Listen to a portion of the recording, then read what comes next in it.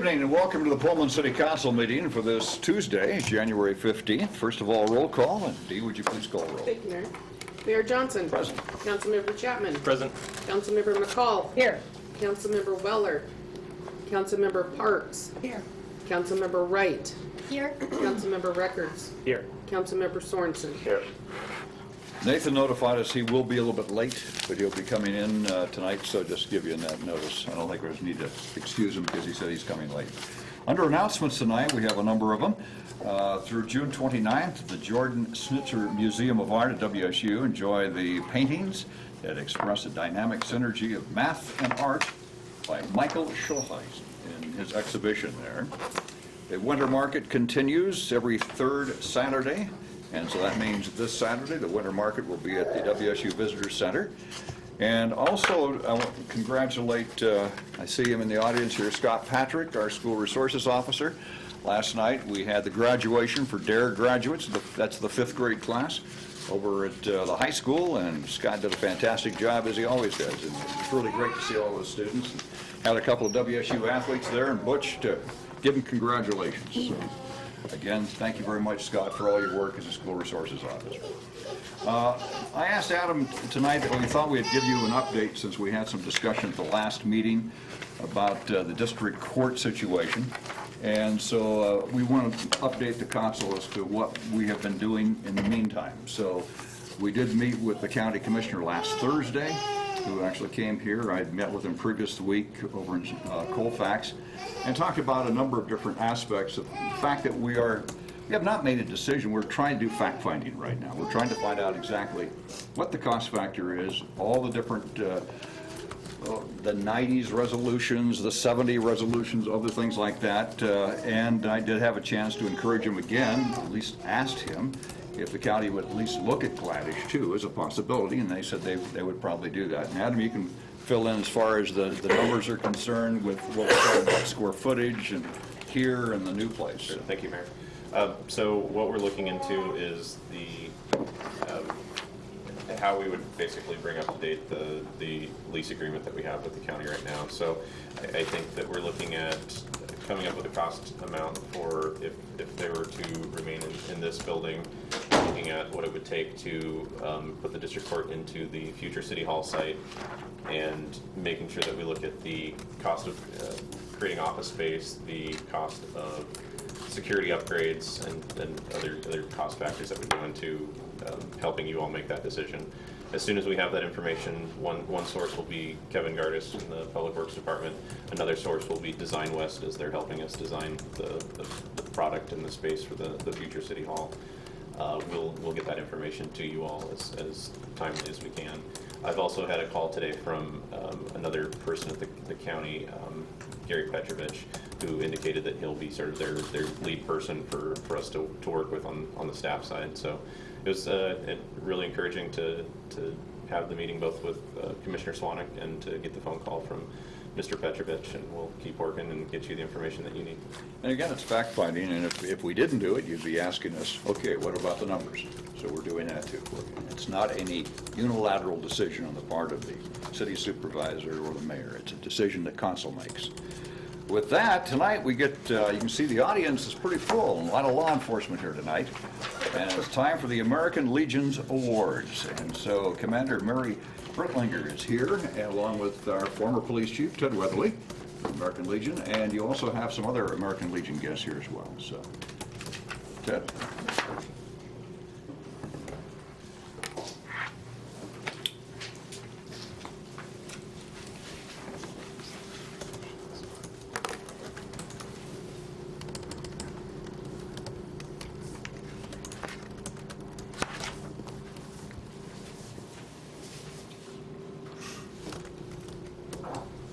Mayor Johnson and City Council members, it is our honor to be here tonight to present American Legion Maynard Price Post 52 Law and Order Awards. Our American Legion Post is composed of wartime military veterans who honorably served this nation and are committed to mentoring youth and sponsoring wholesome programs in our community, advocating patriotism and honor, promoting strong national security, and continued devotion to our fellow service members and veterans.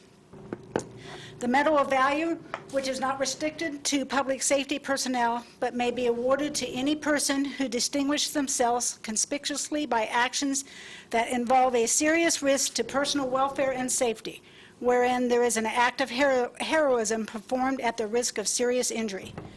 Eligibility for the Medal of Honor requires that the act of valor occurs in the city of Pullman.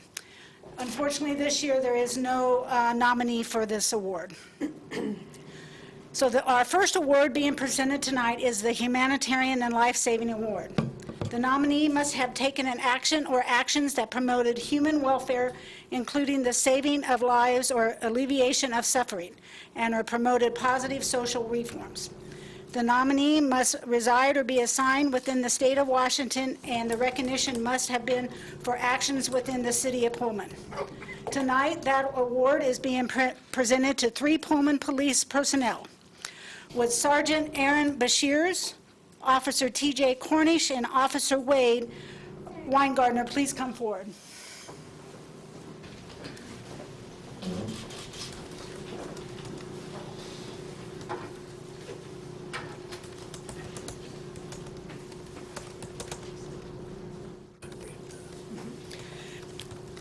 Pullman Police Chief Gary Jenkins provided the following information pertaining to the award. Sergeant Aaron Bashirs, Officer T.J. Cornish, and Officer Wade Weingartner are nominated for the 2018 Humanitarian Award. Their direct actions resulted in a 32-year-old man being given a second chance of life and the ability to return home to a family that loves him. On the night of October 15, 2018, the victim combined too much alcohol with an unknown amount of prescription medications. Concerned family members called in a welfare check, and Pullman police officers responded.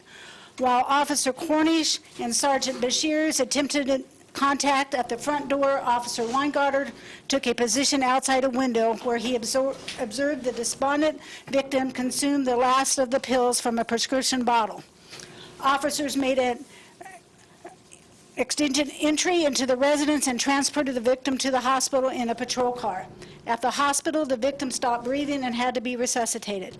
Without the life-saving actions of these officers, a different outcome was on the horizon for that night. The victim's family brought this case to our attention. The officers involved viewed their actions as just another day at the office and routine. It is times like this that the family reminds us that police officers make a difference in people's lives. Their families still have their son and brother, a violinist who is fond of animals, because of the life-saving actions of Sergeant Aaron Bashirs, Officer T.J. Cornish, and Officer Wade Weingartner. Sergeant Aaron Bashirs has been a Pullman police officer for 19 years. Officer T.J. Cornish has been a Pullman police officer for 5 years, and Officer Wade Weingartner has been a Pullman police officer for 12 years. On behalf of the American Legion, Maynard Price Post 52, it is my honor to present to Sergeant Aaron Bashirs, Officer T.J. Cornish, and Officer Wade Weingartner certificates acknowledging the receipt of the 2018 American Humanitarian and Life-Saving Award.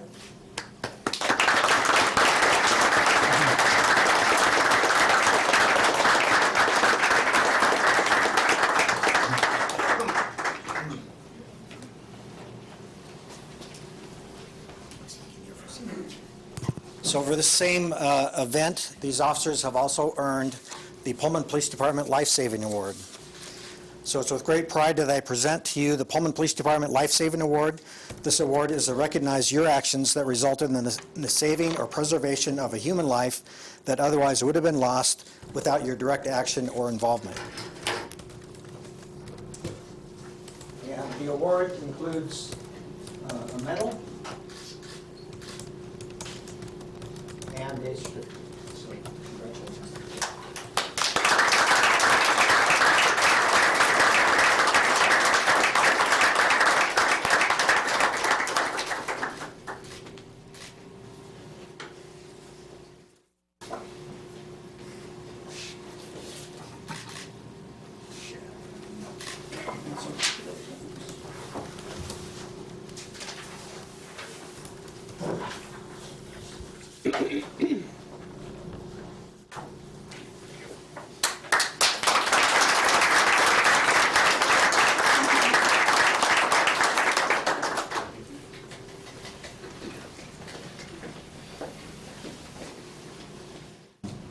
The next award being presented tonight is the Emergency Medical Technician of the Year, which is restricted to certified firefighters who reside and are assigned within the state of Washington, and the recognition must have been for action within the city of Pullman.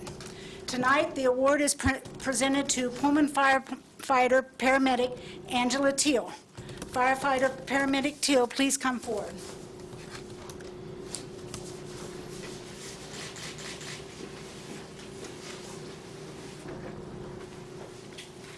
Pullman Fire Chief Mike Heston provided the following information pertaining to this award. Angela is an advanced EMT for the Pullman Fire Department. As a reserve firefighter EMT, Angela brings a higher level of care to most medical emergencies than the normal EMT basic does. Although not as highly trained as a paramedic, Angela's skill sets allows her to identify and treat a variety of medical issues with a variety of medications. Angela is actively engaged in the training of new members in the department and is also an evaluator come test time. She has also been instrumental in assisting with the ambulance billing process and transitioning to a new program. Additionally, she continuously be found working as an EMT at Beasley Coliseum for a majority of the events held there. Angela's dedication to the EMS profession is exemplified by her current undertaking of an additional education towards a registered nurse certificate. Her compassion and commitment to the citizens of Pullman and Whitman County are appreciated and praiseworthy.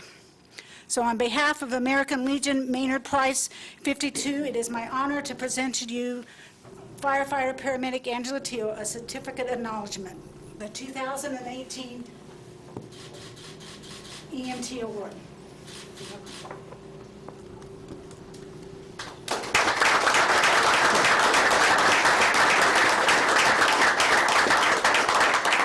In addition, her name has been inscribed on a plaque that is displayed at the Pullman Fire Department. The next award being presented tonight is for the Outstanding Law Enforcement Officer of the Year, which is restricted to a member of local, county, or state law enforcement agencies. Our post requires that the officer's actions must have occurred in or been involved on the behalf of the city of Pullman. The Pullman Police criteria for this award is that an officer's work during the past year that best exemplifies excellence in the law enforcement contributions to the police department and the community. Tonight, that award is presented to Pullman Police Detective Heidi Lambley-Levitt. Sorry about that. Detective Heidi, please come forward.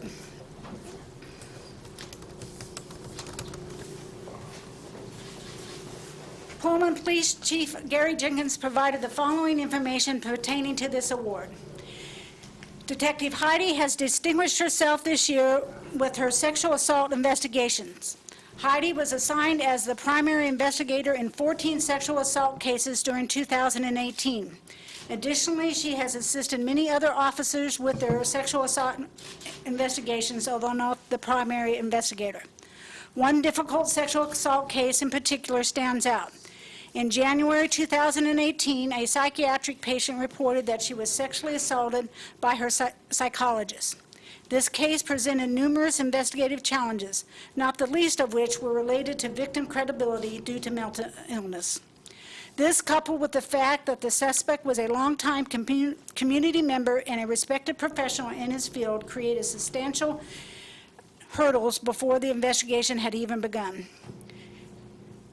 Detective Heidi did not let those and other hurdles interfere with her determination to conduct a thorough investigation to uncover the truth. Heidi was ultimately able to develop a criminal case that included DNA evidence in support of the victim's allegations. Sexual assault investigations handled by Detective Heidi exhibit her signature mark of a professional approach to each case and an ability to develop a rapport with victims and witnesses that actively demonstrates our department's mission of policing our community with compassion and professionalism. To achieve this level of investigation competence and success is no small feat and deserves recognition. Detective Heidi has been a Pullman police officer for 14 years. So on behalf of American Legion Post Maynard Price, number 52, I present you with the Outstanding Law Enforcement Officer of 2018.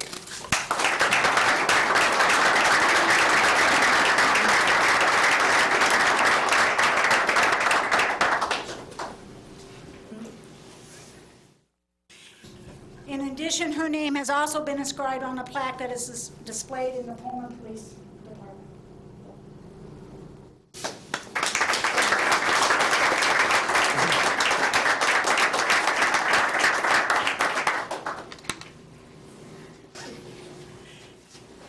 One more award. So the final award to be given is the Firefighter of the Year Award. Firefighter of the Year Awards are restricted to a member of local, county, or state fire departments. Our post requires that firefighters' actions must have occurred in or been involved on the behalf of the city of Pullman. Tonight, that award is presented to Pullman firefighter Stephen Potras Lee. Firefighter Potras Lee, please come forward.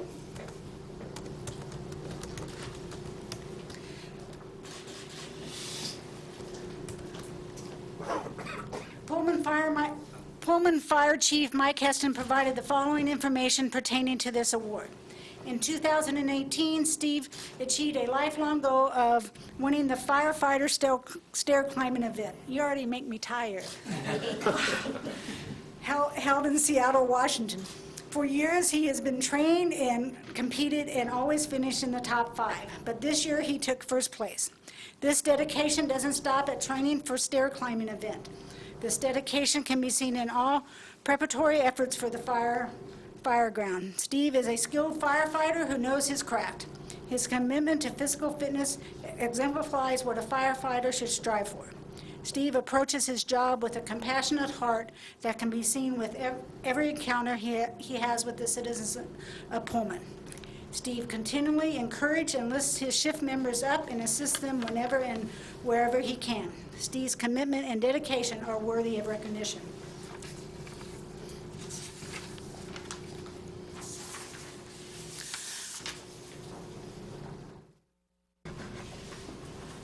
On behalf of American Legion Post 52, I present you with the Firefighter of the Year 2018. Congratulations.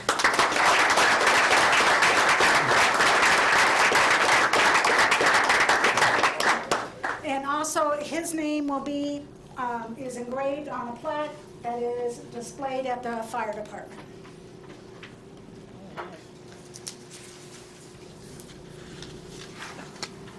This concludes our presentations of awards. Those given tonight will be forwarded to the Washington Department of the American Legion as nominees for the department's awards. We encourage any citizen or public safety official to contact our American Legion Post at Post Office Box 24 in Pullman. Any American Legion member or the Pullman Police or Fire Department with nominations for this year. And last year, we had somebody who won at the department level, so. Thank you very much, Commander. We appreciate that, and congratulations to Aaron, TJ, Wade, Angela, Heidi, and Steve. Thank you very much for your great work, your exemplary work for the city of Pullman. Thank you so much for being great representatives. With that, we continue on our agenda now. We move next to item D. And item D on the agenda tonight is the nomination for the Finance and Administrative Services Director. I'm recommending to the council the appointment of Michael Urban, position of Finance Administrative Services Director. Comes to the city as an Assistant Treasurer and Investment Officer for Skagit County. He holds a master's degree in finance, bachelor's degree in accounting, both from WSU. His first official day of work for the city of Pullman, pending confirmation tonight, will be February 25th. I think when you take a look at his credentials, the other thing that impressed me too is the number of candidates that we had with all good qualifications. And I know that we had some really good choices to make. So I'm recommending and asking for a motion for his confirmation. Move to confirm the appointment of Michael Urban to the position of Finance and Administrative Services Director. And I heard a second. All those in favor, signify by saying aye. Aye. Any opposed? Okay. With that, we move next to the consent agenda. This is item E on your agenda tonight. These items are considered routine in nature. The council had a chance to look these over ahead of time. Do I hear a motion to read by title only? So moved. Second. Moved and second. All those in favor, signify by saying aye. Aye. Any opposed? With that, Laura? Thank you, Mayor. Your consent agenda consists of a motion to dispense with the reading of the minutes of the regular meeting of January 8, 2019, and approve them as submitted. A motion to accept contract number 17-08A, Pullman's Welcome Wayside, as complete. A motion to approve a lodging tax grant to the Washington State Golf Association in an amount up to $2,000 for the Washington State Amateur Championship to be held August 6th through the 8th, 2019. A motion to transfer $363,092 of retail sales tax revenue to the restricted CIP reserve fund. And resolution number R-4-19, a resolution authorizing submission of an application for City of Pullman renewal of coverage under the NPDES Eastern Washington Phase 2 Municipal Stormwater General Permit. Is there any item the council would like out for discussion? Item number 2. Any others? With that, the consent agenda consists of items 1, 3, 4, and 5. Do I hear a motion to approve? So moved. Second. Moved and second. All those in favor signify by saying aye. Aye. Any opposed? With that, Al, on number 2. Just a couple of quick things on the Wayside deal here. I drive that way every day, and I Yes. noticed that the sign is The sign is being currently repaired. missing. The sign is being repaired right now. There were some issues with the way the thing came together, and so Parks has the sign to take Okay. care of it. But the contractor did the work. Okay. And also, the mustache that was on during the football campaign was apparently screwed on that sign, as opposed to just some kind of a neat felt or something like that. Okay. But they are working on that sign. We still have 2 more things we're going to do, but it's outside the scope of that particular contract. Okay, and then I got one that's good. I have one other thing, just something that I've noticed there that someone made a mention to me in the parking area when you pull in. It's kind of a safety hazard. You might drive right over the stop and over the hill and end up in those apartments down below. I think we need to look at maybe something There's some- up there. Some delineators. cities-wide. We can take a look at it. The little concrete block that stops your tire may not be enough. Okay. Just something to bring up. Now, you brought It's up- outside of there. I can remember the call you made to me when we first got to Friday. You said, "Have you taken a look at that sign that says 'Do Not Enter'?" And so I drove by and going like, "Holy moly!" And so it was lowered, so we had it. So it looked more welcoming. So we got that one taken care of. So Okay. we can definitely Well, take I a go look. by here multiple times a day. Yes, so- and again, Ruth Yountz is still working on a couple of things. We're going to have the Wayfair, the signage that'll actually identify what that word is and what language it is. Those are the last 2 things we're going to install, and actually a little bit of the history of how the Welcome Wayside came about, and giving credit to WSU and some other things like that. So, Okay. but from the contractor standpoint, The contractors finished their job. Okay. All right, well, move to adopt contract as satisfied. here a second. Second. All those in favor, signify by saying aye. Any opposed? Okay, next item, and now we're on F on the agenda. This is a public hearing on a vacation. We have several vacations tonight. Ordinance dealing with Hopkins Court and Andrus Drive, adjacent to Lot 17. And with this, Clayton Forsman, our Deputy Public Works Director.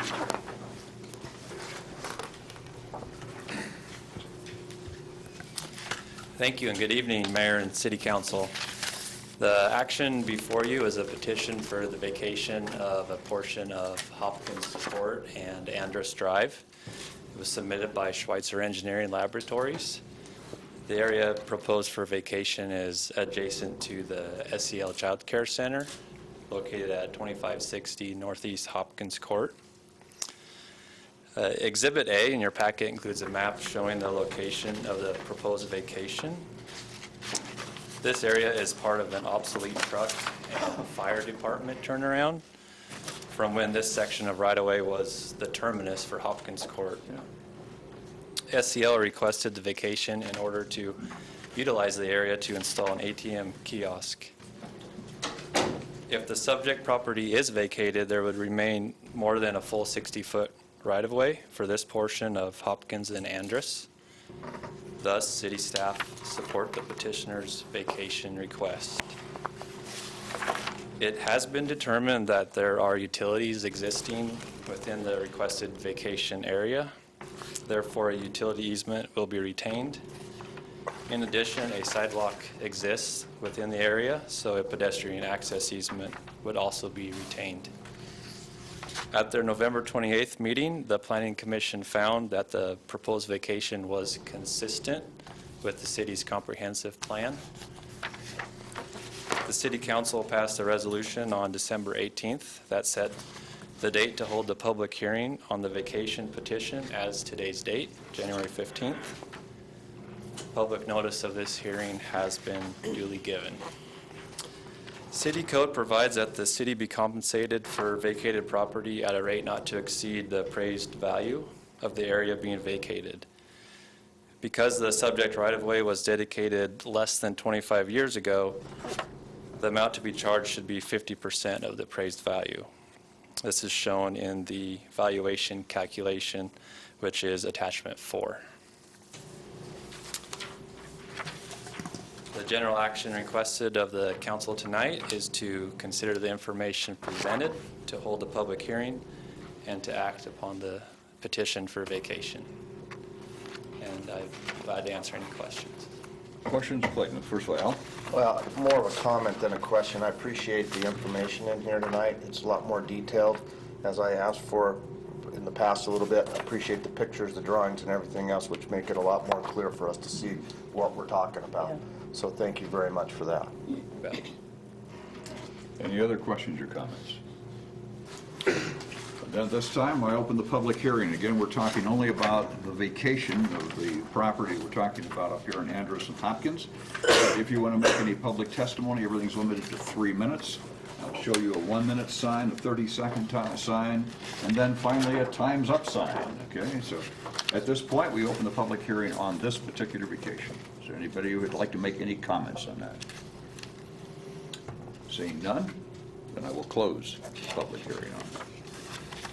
With that, Council, you have a recommendation from our staff as far as this vacation is concerned. Do I hear a motion? Move to adopt ordinance number 19-1. Second? Did you read the ordinance, Laura? Ordinance number 19-1, an ordinance of the City of Pullman, County of Whitman, Washington, vacating a portion of Hopkins Court and Andrus Drive adjacent to Lot 17 of the Port of Whitman County Industrial Park Subdivision Number 2. All those in favor signify by saying aye. Aye. Any opposed? Our second item is a resolution on a bid award, and this one here is involving M Industries for paths for 2019. With that, our Public Works Director, Kevin Gardis. Thank you, Mayor. Good evening, Council. The PASS 2019 contract consists of 3 main components: a Tawny linear path and maintenance access paving, Sunnyside Park ADA sidewalk, Sunnyside Park paved access road. The projects are all part of the 2018 Parks and Path Bond project list. Bids were opened on January 8th with 3 bids received. The low bidder was M Industries LLC at $223,085.50. This is a little bit over the estimate, which was $199,638.20. After reviewing the bids, it appears the low bid represents the value of the work, and we are recommending award. Construction is scheduled to be completed by September 14th of 2019, and no work is supposed to occur in Sunnyside Park over the 4th of July week. I'd be happy to answer any questions about this project. Questions or comments on this particular issue? Yes, Al. Again, same thing. Thank you for the map here. That's good. It's easy to see what's going on. I'll just make a couple of comments here and questions. It's scheduled to be completed by September 14th. Are there any penalties or anything that happens if they don't finish by September 14th? I don't see that anywhere here. Our standard contract language has a calculation for liquidated damages, so that's part of our standard specifications. Okay. then the other comment that I want to make is, we're having the developers put these paths in as a requirement of the development. Is that right? I mean, this was we had him put this path in. The That's my yellow line. understanding, yeah. Okay. And I have a problem with us doing that and not having them finish it to the point of where it should be. We're ending up spending, almost $100,000 to pave this path that I don't believe the city should be paying for. I think that we need to have this incorporated into the developments. If we think that they need to be paved, then they need to be put that way in the development when we do it. And I don't know what my other fellow council members feel about that, but I think if we're going to make people put these paths in, they need to put them into the finished product and not us have to foot the bill at the end.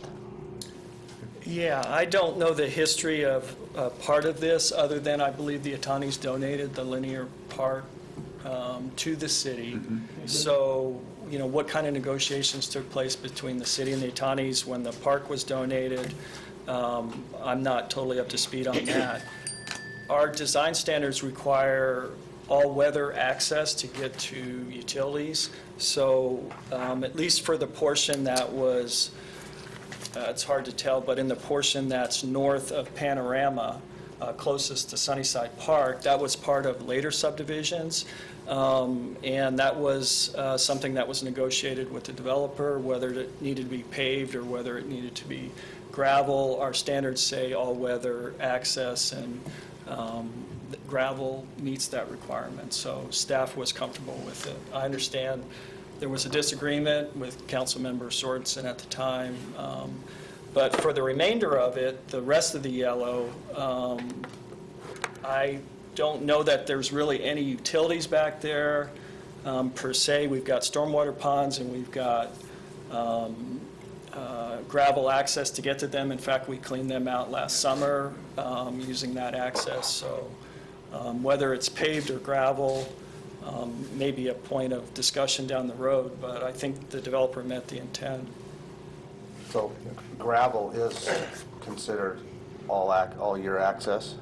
At times, if it's steep, we require it to be paved because of the steepness of it, but that's generally a judgment call by Public Works staff. Any other questions? Yes. So it seems to me like it's pretty subjective. Of course, you have the expertise in this, but is there any way we can define this further so all weather is pretty well understood? And I don't know where that would be. Would that be in design standards? So Yes.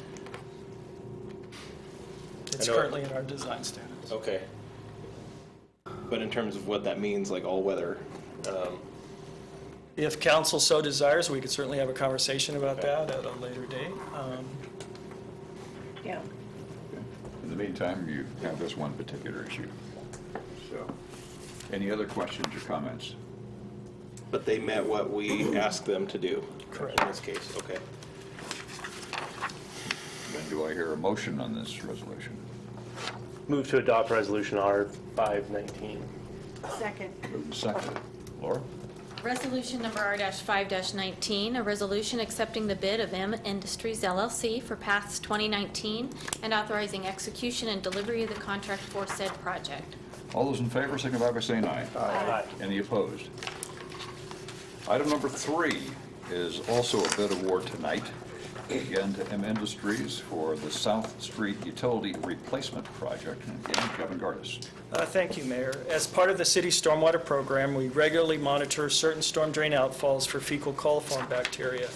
In October, an illicit discharge was identified on South Street near the Park Shop. An investigation determined the source was coming from a sanitary sewer line that is adjacent to and in close proximity to a storm drain line. Some sanitary sewer flow was exfiltrating out of the sanitary sewer pipe and getting into the storm line. M&O quickly put a temporary fix in place. The permanent solution is replacement of a section of both sanitary and storm sewer pipe. Engineering staff prepared the design fairly quickly, and bids were opened on January 9th with 3 bids received.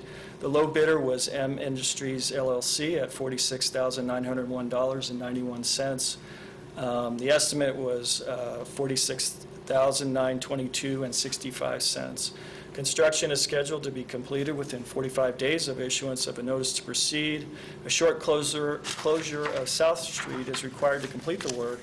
The closure is limited to a maximum of 2 consecutive weeks, and we will do public notice of the closure once the timing is more certain.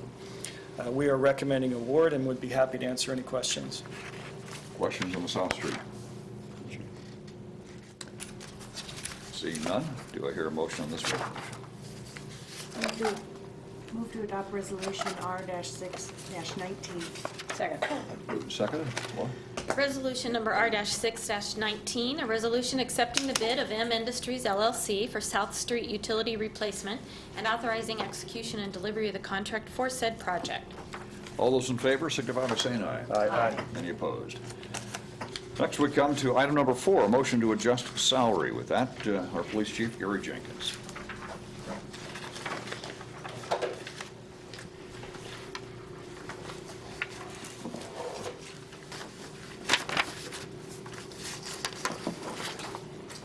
Thank you, Mayor and Council. The Pullman Police Officers Guild is in the second year of a 3-year contract. The agreement provides for a 3% salary increase for each of the 3 years. The commander position is an exempt position and not a member of the Police Guild. Currently, top step police sergeants make $234 a month more than top step commander. I recommend adjusting the commander pay range to mirror the fire operations officer pay range. Both of those positions are second in command in their respective agencies. This will make the commander pay $745 a month more than sergeant pay, and creating a 10.7% buffer. Be happy to answer any questions. Questions of our police chief? Yeah, Pat? Just putting my old HR hat on, is that enough of a spread there? Well, currently between top step officer and top step sergeant, it's about 11.8%, and top step commander and top step chief is about 8.7%. So it's right in that range. And so is that spread going to continue? Will it keep going? Well, I think we'll have to see how the fire operations officer pay changes in relation to the police officer guild pay. So we may have to revisit this, depending on what happens with the fire pay. Okay, thank you. And we've had these compression issues here before with the operations chief, and also with fire for that matter too, over the years. So, any other questions? And it's budgeted. Budget permits what you got. Yes, in fact, I'll talk a little bit more about the budget in the next item, but Okay. I'm projecting already a significant salary and benefit savings for the next 2 years. Then do I hear a motion on this? Move to adjust the police commander's salary to be commensurate with the fire operations officer. Second. Moved and second. All those in favor signify by saying aye. Aye. Any opposed? Item number 5, once again, Gary Jenkins. Thank you, Mayor and Council. The city of Pullman has grown over 37% since 2001. In an effort to meet the increased demand of a growing population, the police department has grown by 5 officers, from 28 to 33, or 18% over the same time period. There's a need to grow our organizational structure to effectively support all the needs of the police department. I'm proposing the conversion of a patrol officer position to a commander position to meet our current and future needs. The police department is divided into 2 divisions, operations and support services. The operations division is led by the operations commander and includes patrol, detectives, and code enforcement. The support services division is headed by a civilian support services manager and includes records, property and evidence, and police technology. Most of the command level administrative duties are divided between the chief and the operations commander. Some of the duties are handled by detective and patrol sergeants. What's becoming increasingly apparent is that the command level administrative needs are overwhelming our capacity to meet the demand, and I'll provide a few examples.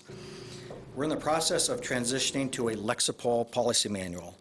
Lexipol provides ongoing support to their policy manual clients by updating policies based on new legislation, case law, and best practices. The transition process involves a thorough review of Lexipol policies and then customization by the chief and operations commander. This has already been a multi-year process due to the time required of the Chief and Operations Commander to review and customize the policies. This process should have taken no more than 6 or 8 months. Once the policy is adopted, the ongoing updates will require customization and management. I've been working on reports to council with recommendations for revisions to council ordinances, but I've not had the time to put in to fully research and prepare those reports. Examples of reports include downtown parking permits, noise ordinance, and animal control ordinance. Our department's capacity to research and propose solutions in reaction to identified problems is severely limited, as is our ability to anticipate issues and to be proactive with solutions. All contacts that result in any use of force are reviewed to determine adherence to policy. Review involves viewing body-worn camera footage from multiple officers for each event. Review of reports and videos is a time-consuming but necessary process. Use of force case review is sometimes backlogged for months. The Operations Commander coordinates and monitors the training of operations staff, including meeting state and policy training requirements. Insufficient focus on this task has resulted in lapses, resulting in officers not meeting policy training requirements. With added staff positions, retirements, projected retirements, and staff relocating to other parts of the state and to other states, recruitment has been taking a fair amount of time to manage. I've chosen not to sacrifice the time and effort needed to attract and hire high-quality candidates. At the present time, we have 5 police officer vacancies. Finding quality applicants will take more effort than finding 1 or 2 that we've been used to hiring at a time. This, of course, adds to the list of critical tasks that I'm responsible for. I find myself consistently in the weeds, handling daily administrative tasks and responsibilities without any time to proactively engage in a higher-level strategic leadership view of the police department operations and staff, or to engage in command and supervisory staff development. The hours required of the operations commander and myself to complete our task is becoming unmanageable. Sergeants are the first-line supervisors in our organization. Sergeants are responsible for managing their shifts and all that entails. However, they are tasked with administrative duties that take away from their ability to properly supervise their subordinates. Some of these administrative duties include coordination of the field training program, the reserve officer program, regional terrorism task force liaison, special event planning and coordination, report review, and internal investigations. These tasks could all be assigned to a commander, which would then free up the sergeant's time to more actively supervise their subordinates. The Support Services Commander would report to the Chief of Police and be assigned to oversee the Support Services Division, assuming responsibility for some of the higher-level administrative tasks currently handled by the Chief and Operations Commander. I provided in my report an attachment which shows a workload redistribution example. By spreading the workload, critical tasks will be completed in a timely manner while allowing me to spend more time on strategic leadership and staff development. In addition to redistributing current workload, this position could also be responsible for outreach, research, and program development duties currently not being done by the Chief or Operations Commander or supervisors. A review of other law enforcement agencies in Washington State revealed that all other police departments serving populations of 25 to 50,000 had at least two command-level positions, not counting the chief. Almost half of them had more than 2. I also looked at the Washington State Police Departments with staffing levels from 28 to 39 sworn, and there were 16 of them. 12 of them, or 75%, had at least 2 command-level positions. The Washington State University Police Department has 21 sworn staff with 2 command-level positions. The Moscow Police Department has 35 sworn positions with 3 captains, although one of them oversees the public safety at the university. Since 2001, City Council has authorized 5 additional police officer positions. One in 2005, another in 2008, and 3 more later in another in 2018 and 3 more later in 2018. These additions have been in response to a demonstrated need for more staffing to keep up with workload demands and as a hedge against projected retirements. This proposal for an additional commander position is to convert one of the unfilled positions to a commander position. Ideally, the additional commander would be an added police officer position rather than a utilization of an unfilled patrol officer position. However, since the recently approved 2-year budget includes the possibility,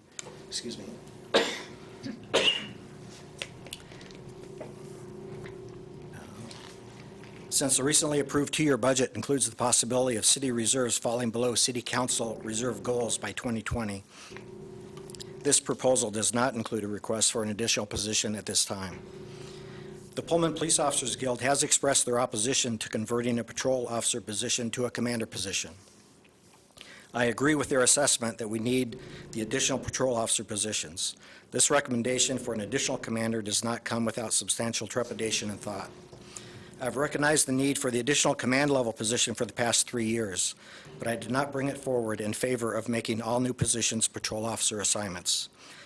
However, we can no longer ignore the need to facilitate the ability of management to focus on those administrative duties that minimize, monitor, and control risk. I also recognize the need for an increase in organizational support for current and future staffing increases. To ensure maximize patrol staffing, we make adjustments internally to prioritize that staffing. We hold vacancies in specialty positions such as detectives, regional drug task force, and college hill officer, and we will hold those vacancies until we return to full staffing. The salary difference between a first-year officer and a top-step commander is about $33,000 a year. This difference decreases every year past an officer's first year with step increases. When an officer reaches top step, the difference is reduced to only $4,234 a year. The adopted 2019-2020 Police Department budget is based on filling all vacant positions by January 1st, 2019. However, due to 2 unplanned vacancies and background investigation failures by other officer candidates, the best-case scenario is that I won't have all positions filled until after June of 2019. Even with the addition of a commander position, I project salary and benefit savings in 2019 to amount to $236,926, and in 2020, about $15,000. Consequently, this personnel change can be accomplished within the adopted budget. By adding a second commander position, I believe we can achieve the following: improved recruitment efforts, improved internal investigations that are consistently higher quality and completed in a more timely manner, use of force review completed in a more timely manner, improved quality of police reports that are reviewed with consistent quality control and in a more timely manner, sergeants able to spend more time supervising their subordinates, improved overall risk management capabilities, command staff with manageable workload, and the chief able to spend more time on staff development and strategic leadership. And I'd like to emphasize the improved risk management capabilities.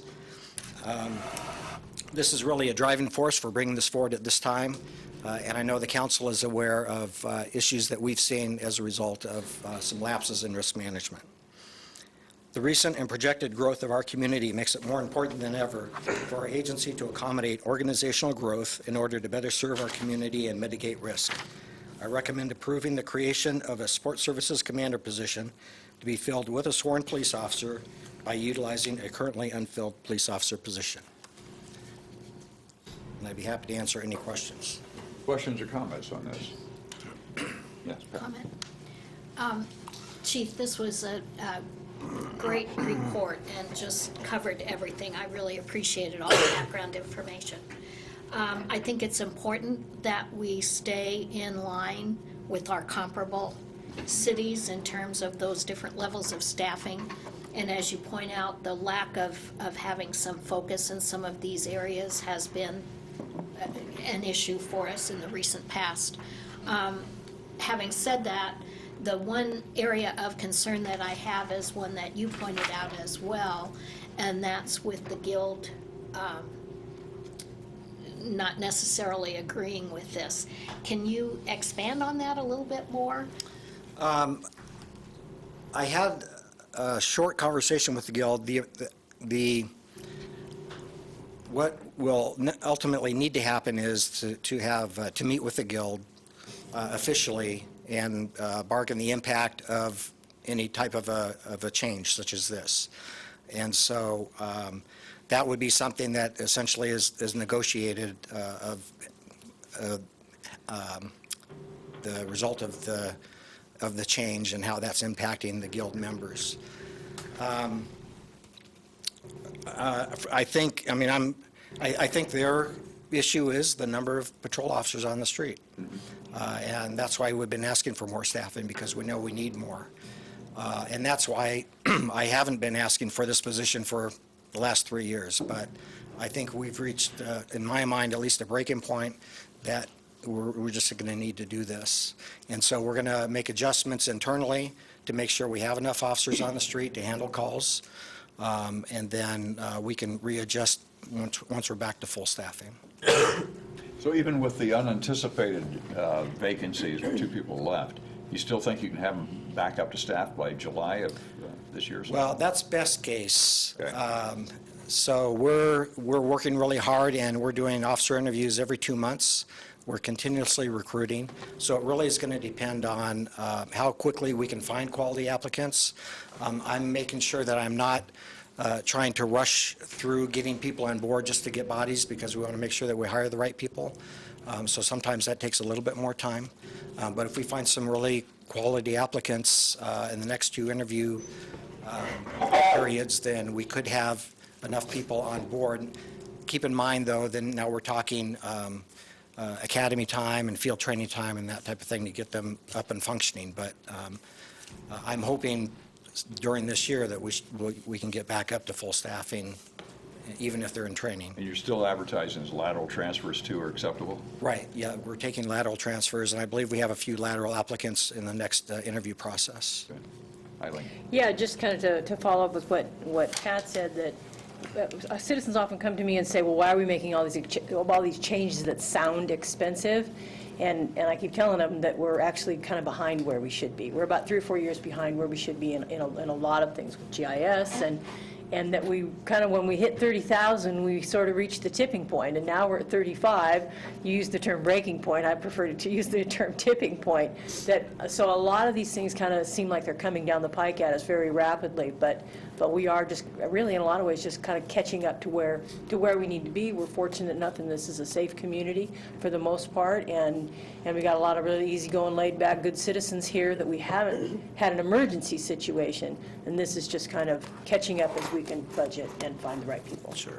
You know, I'd also point out that even though initially it sounds like a big change in salary or difference in salary, you're getting a lot of work for what you pay for with exempt employees, because they don't get paid holiday like the union employees, and they don't get overtime. They don't get educational incentive. And so by the time you throw all those in, there's really not a lot of difference between commander pay and officer and sergeant pay. And in fact, as we just talked about in the last item, the commander was making less than sergeants. Okay. Nathan next, and then we'll go to Ann. Thank you, Mr. Mayor. To echo much of what Councilmember McCall has said, Pullman, growing as quickly as it is, has new challenges, and I appreciate everything that you've done to keep us moving forward. But you're absolutely correct. The pressure on our departments, police department, fire department, so on, but especially with the police department, definitely needs a move to more proactive, and I appreciate your report. It's a great summation, so thank you. Thank you. Ann? I appreciate the attention to the internal workings of the department, things that citizens don't always think about or see, but that make a real difference in how it impacts the officers who are out on the street, and just following that process all the way through. I really appreciate the time and thought given to this for not just police officers, but all the parts of the department that require attention. So, thank you. Thank you. Dan? If we move forward with this type of position, would you be looking at doing an open search, looking at external candidates, or is there promotion potential within the department? So any type of promotion, my preference is to stay internal if I can, if I have qualified candidates. In this case, I do have qualified candidates, and so my intention would be to promote internally. Is that something the guild potentially looks favorably on, giving opportunities to their officers? I would speculate that they would. Yeah. It would give officers a promotion opportunity they hadn't had before, so. Yeah. Any other comments? Al? I see where you're coming from here, Gary, but I have a really big concern about keeping our officers on the streets and, not overburdening the ones that are out there now by making them work extra hours and to cover extra shifts and that type of thing.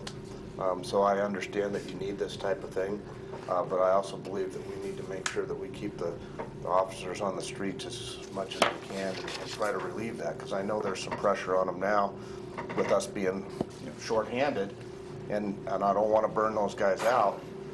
So I know you're working towards trying to find these guys, it just takes time.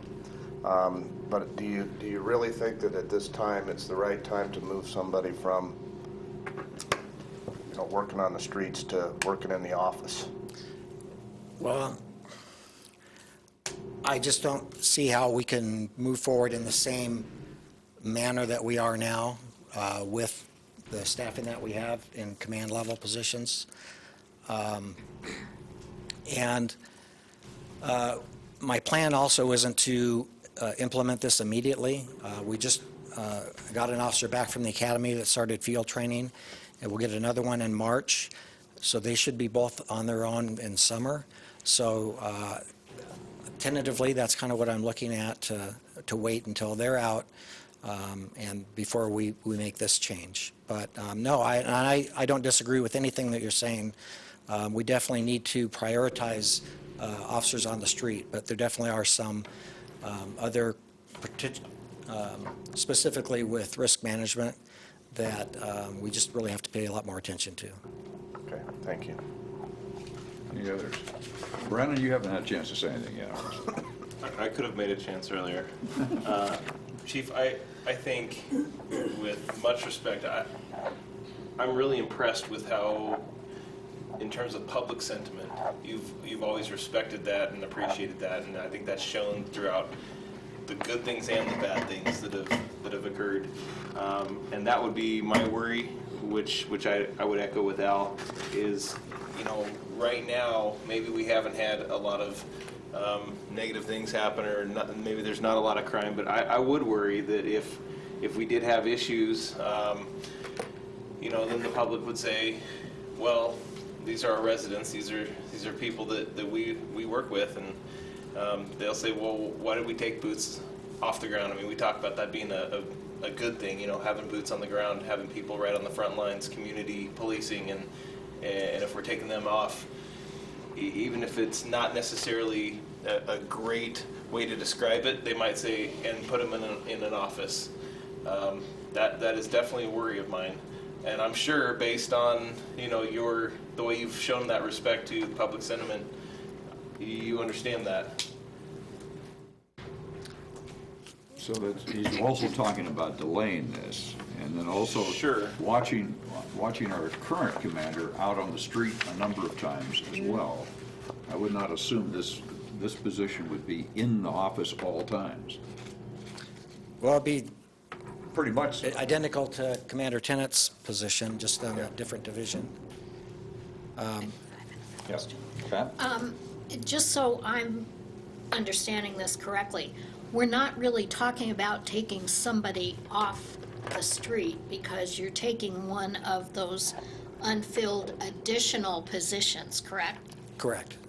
Which we knew were going to be a while in getting to the street, and it was an action to just kind of keep that pipeline full pending the different resignations and retirements and transfers, that kind of thing. That's Is correct. that right? Yes. And so we have currently, well, in addition to the officers in the academy, we have hired 2 females that will be going to the police academy starting in February. And so after they're hired, we still have 5 positions to fill. So if this is approved, then we would fill 4 of those unfilled positions. Which would still bring us up to staffing that we have never had those levels before. Correct. So Any just other questions wanted or to make sure comments? that was out there. Appreciate the clarification. If there's no other questions, do I hear a motion on this?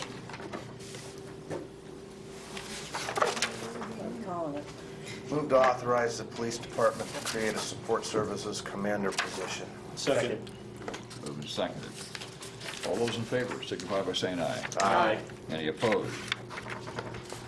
Okay, the next item is a discussion item.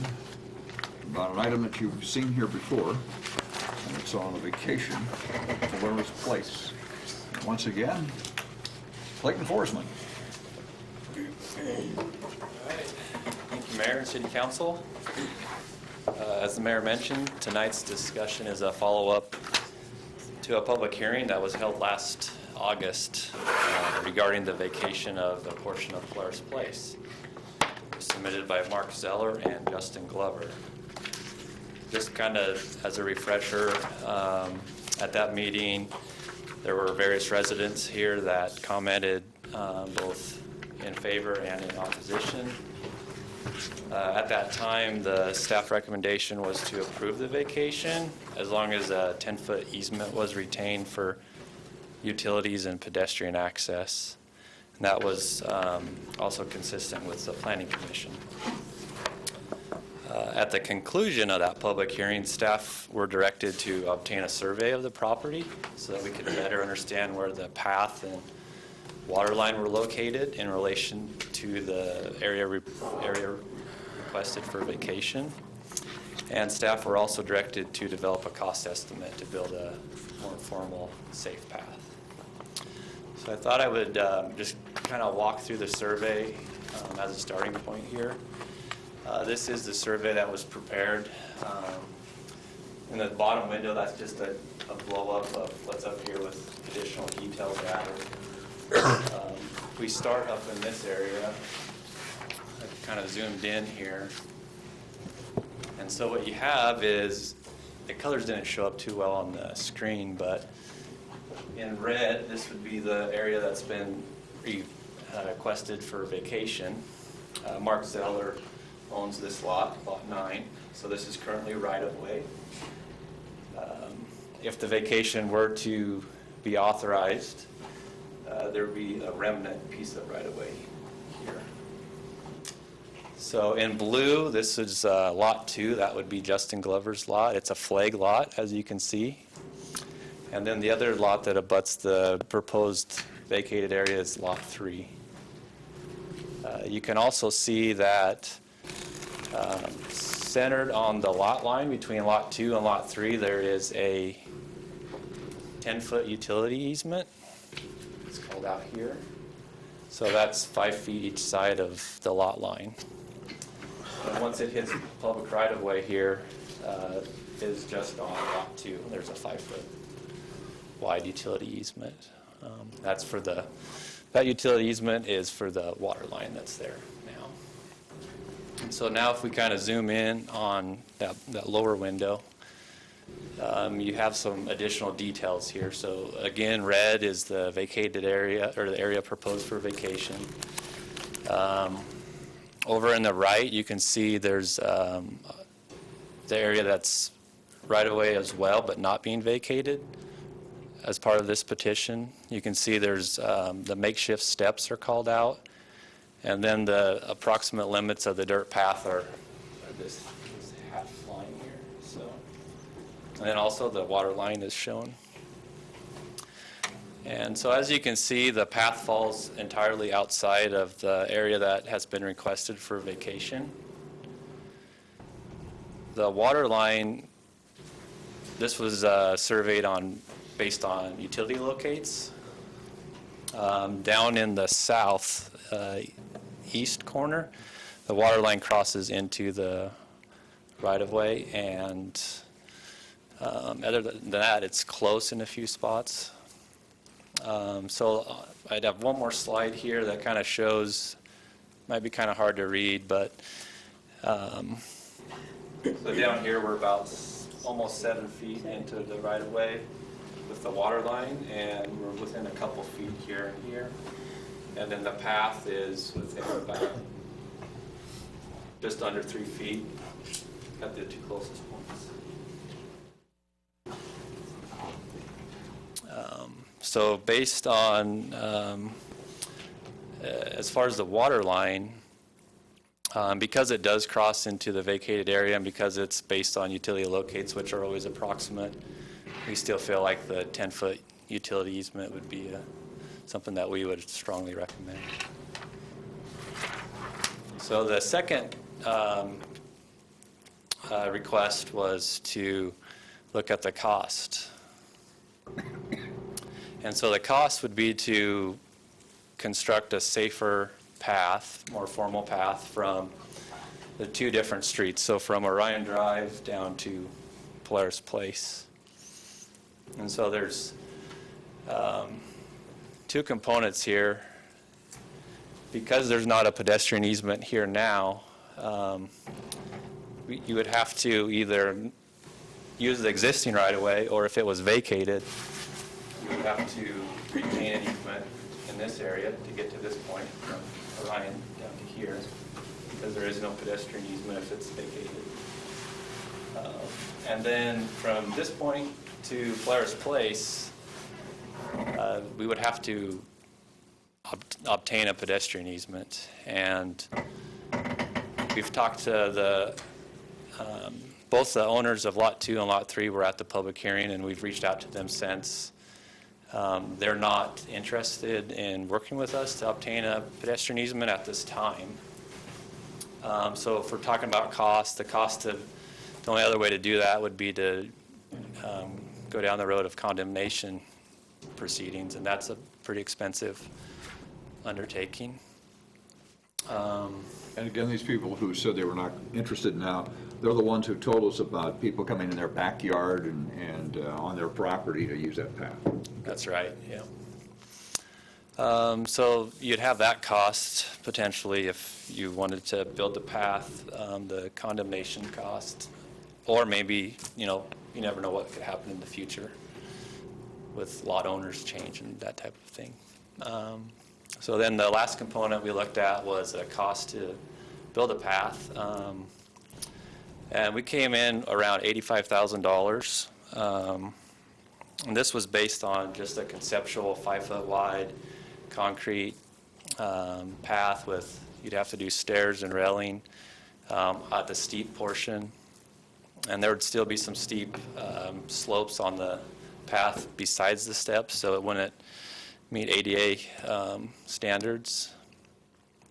You'd have to do probably a few short retaining walls as well. And really, you'd probably need at least 10-foot easement to get that 5-foot path built, and that'd be even pretty tight. So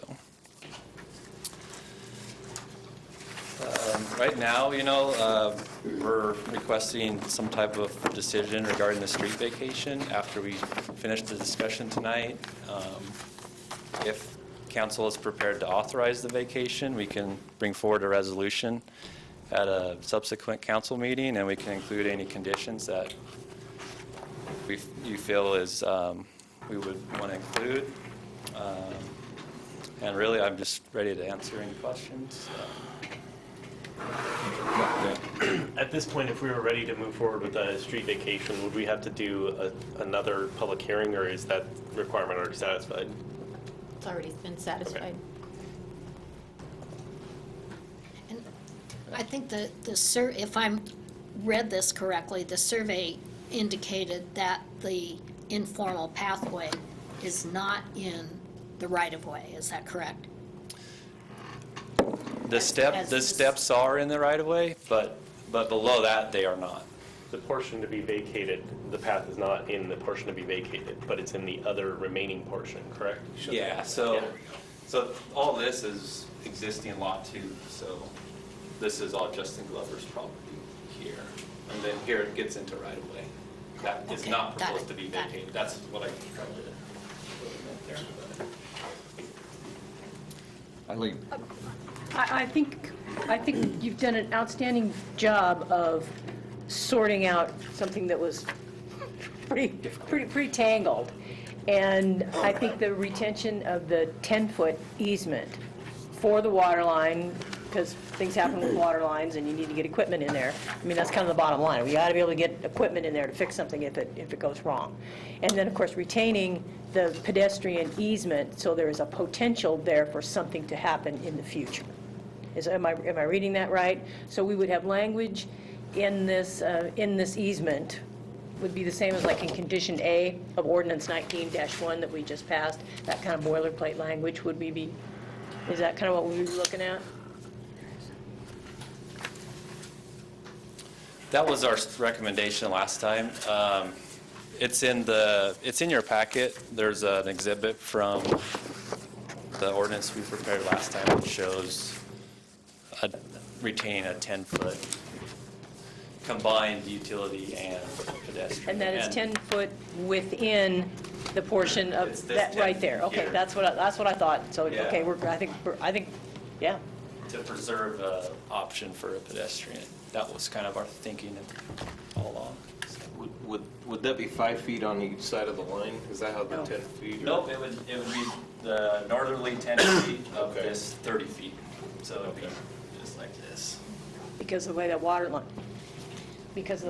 line crosses Oh. into there. Looked, my eye, I didn't have a scale stick, but I looked at it, looked about 6.5 feet, something like that. Yeah. Dan? I'm just wondering if a 10-foot easement across the whole vacated area makes sense, because do we maintain a utility easement on the other side, the Glover's property?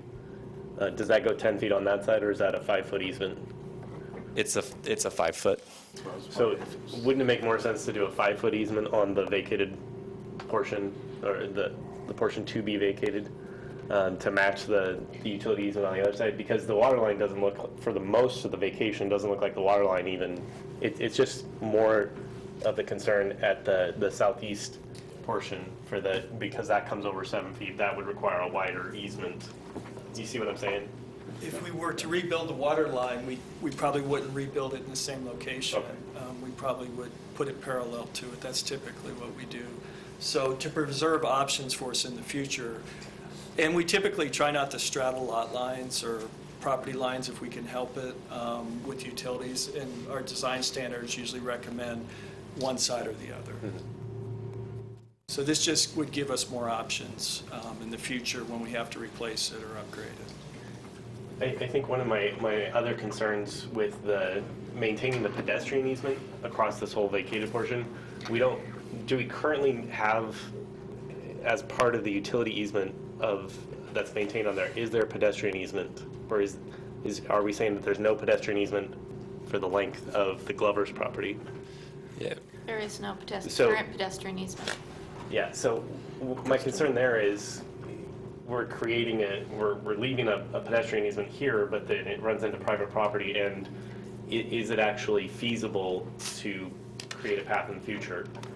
Because I understand that if the property were to change hands, there could be an opportunity for that in the future, but seeing the layout of the driveway for the Glover's property, it seems like that's a really tight space to put a path in there anyways. And when we're talking about going through, residential private property there, I have a lot of concerns about, is that actually a feasible plan to ever be completed? And if it's not feasible, then why are we maintaining the pedestrian easement at all? It's just one of my It's like a path concerns. that goes to nowhere, like they can only go so far. So it's almost like we're inducing them to go onto private property if we Which they already have a problem with already. Right. Yeah. Nathan, were you ready to say something? You said you've used that path before, one time. No, I've used other paths. Other path, okay. I've used other paths. Used to use other paths. I'm not going in this suit. I completely agree that, it would just encourage people to take that. I don't think that's a wise decision if we're to move forward with this. I don't like that idea at all, especially if the homeowners have said, no. If they want to create some sort of agreement between somebody who's walking, that's fine, but that should not be any of our business to encourage people to take that area. It's a bad idea, in my opinion. I also think that, if the city council was going to consider creating a formal path there, the time to do that would have been before they vacated the previous section of the right-of-way. Yeah. Because that really is what closed off that avenue going through there in the past. And that was a long time ago that was closed off. So I'm just not sure that it would ever be feasible from this point going forward without, a radical modification of, removing those homes from there. So obviously tonight, this is a discussion item, so I think the Public Works Department would like to know which way you're heading as far as this is concerned, so they know whether to proceed any further with this vacation proposal. Do we know if Mr. Zeller's planning on doing anything within 5 feet? Is the 10-foot thing really that big of a deal? I mean, is he gonna put a fence up? Can you put a fence on an easement? You know, is this extra 5, I have a problem with the extra 5 feet myself. So I'm trying to figure out if this makes a difference. Oh, I think I've kind of told Mark all along that I recommend a 10-foot, and then now based on the survey, still a 10-foot easement for the water line. His response is, I'm going to ask for 5. I mean, like Nathan pointed out, it really only goes over the corner of his property up by the street on Orion, and the rest isn't even on his property. And these are utility locates too, right? So, I mean, We didn't physically dig the line up and locate it. You didn't? Yeah, just out of curiosity, so we're all kind of understand the terminology here, what exactly is a utility locate? Is that like off of some of their drawings, or? that's M&O going out with their locate You use device. the gizmo, you actually, okay. And spray painting it on the ground. Okay. And then surveyor shoots those spray paint marks in. So now we're sitting here looking at each other, about trying to help the Public Works Department, Al. Well, you know, I'll just go back, you know, to the August 28th meeting. I don't have a problem with the vacate of this piece of property. I've always had a problem, as now you guys are coming along, with the private property and having a path here. This is an informal path. I have a big problem with okaying a path and having a path easement myself. So I will stick to where I'm at, and I do think we need to go ahead and vacate this for Mr. Zeller. If we do 5 foot for the easement, and we have to do something where it's on his property at 7 feet, what kind of a problem do we have there? Or do we have a problem? If we have to rebuild it or repair it, we have to put it within the easement. So, Legally, I don't think you can go on his Right. property to fix our water line if it, So I think we stay with 10. Is that right, Laura? If if you don't have it, if the easement doesn't contain the water line. Well, I would say that you would have the ability to go on, in the interest of public health and safety, to repair a broken water line. If the city was just going in on a project, then we would probably, and we discovered it's in the wrong place, or in a place different than where we thought it was and not within an easement area, it'd be negotiating with the property owner to grant us an easement where it actually goes and give us a temporary construction easement to get there while the repair is being done, or rehab, whatever it is. Has there been any discussion with Mr. Zeller about something like that, if we were to do the 5 foot and have to be on there? I think Mark has always asked for 5, but my general impression is he would be okay with 10 feet. Okay. Is there a possibility of doing 5 foot for the vast majority of it, and then a 10 foot as you get closer to the Orion Drive where we think the water line actually intersects that property? You're talking about surveying. And what the legal description would be. Might be an issue. It's always possible, but it is on a curve, so Yeah. that. Yeah, I Tightens think you up I even think, more. I'd follow that too, and I did my little drawings, and so you can make a different arc and angle, but I think that creates a really cumbersome precedent. Mr. Mayor, just kind of as a little bit more information, a 10-foot utility easement really isn't very much at all if we have to get in there and do anything. And 10-foot was established a long time ago. A lot of communities have wider utility easements. We've never had a problem having to get in on a 10-foot easement and do anything, but it is kind of a bare minimum in our opinion, so I would also throw that out there. So if we just says 10-foot easement for the entire portion. Yeah, that would be our That'd be the best way to recommendation. I'd agree with that. I'd say go ahead and do the 10 foot and vacate the section that he's requesting. without the pedestrian. Without the Yeah, pedestrian yeah, easement. because that's on Well, private there- property. it's- They're not even on there. Okay. So for the discussion, you now have a direction. Thank you. Thank you. Right? Thank you very much, Council. Now comes item G, which is new business. Any new business to come before the council? And I think, Brad, you said you wanted to speak to the council tonight. And again, there's a 3-minute time limit. So please identify yourself for the record, and then we'll go from there. My name's Brad, last name's Yusko.